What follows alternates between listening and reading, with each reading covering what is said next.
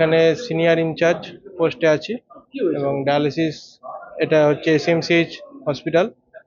তো এখানে তোমার আজকে সকালবেলা এসে দেখা যাচ্ছে যে বাইরে থেকে সব লক বন্ধ, কিন্তু ওপর থেকে কোনো লোক এসে শুধু আমাদের মেশিনগুলোকে শুধু ভেঙে গেছে, শুধু ডিসপ্লে, যাতে আমরা ডায়ালিসিসটা করতে পারি, ডায়ালিসিসটা যেন প্রোভাইড করতে না পারি।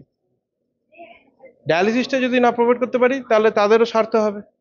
তো সেই হিসেবে আর যারা এসছে তারা আমাদের নতুন যে একটা আয়রন সিঁড়ি বানানো হয়েছে, সেই আয়রন সিঁড়ির তালা ভেঙে ওপর থেকে ঢুকেছে।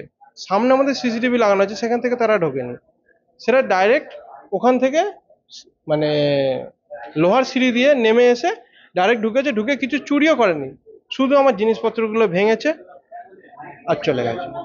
কি কি নষ্ট হয়েছে গাড়ি সেটাতে? 8খানা মেশিন হয়েছে, কম্পিউটার হয়েছে, প্রিন্টার হয়েছে, যে যে প্রয়োজনীয় জিনিস সব ভেঙে গেছে। প্রয়োজনীয় জিনিস, মেন জিনিসগুলো আমার ভেঙে দিয়ে চলে গেছে। এটা কি কারণে করতে পারে? বাই চান্স সিকিউরিটির ব্যাপারটা কি? সিকিউরিটি বলতে দেখুন, সিকিউরিটি তো সামনে ছিলই, আর পেছন দিকে হোমগার্ড ছিল কি ছিল না সেটা তো আমি তো বলতে পারবো না। তার রাত্রি আমার 10টা পর্যন্ত এখানে পেশেন্ট হয়েছে, 10টা পর্যন্ত পেশেন্ট হওয়ার পরেই যখন তারা চলে গেছে, তারপরে রাত্রি 12টা 1টা যখনই হোক হয়তো কোনো একটা টাইমে করেছে। মেশিনটা ঠিক হতে হতে কতদিন লাগবে? মেশিনটা ঠিক হতে মোটামুটি, এখন তো এগুলো সব জার্মানি থেকে আসে মেশিন, এগুলো সব জার্মানির মেশিন, তো এই পার্টস তো সহজে তো অ্যাভেলেবেল নয়, আর সময় সাপেক্ষ ব্যাপার। আজকে ড্যামেজ সেন্টার কি? ডায়ালিসিস সেন্টারে কেউ ঢুকে এটা ড্যামেজ করে দিছে।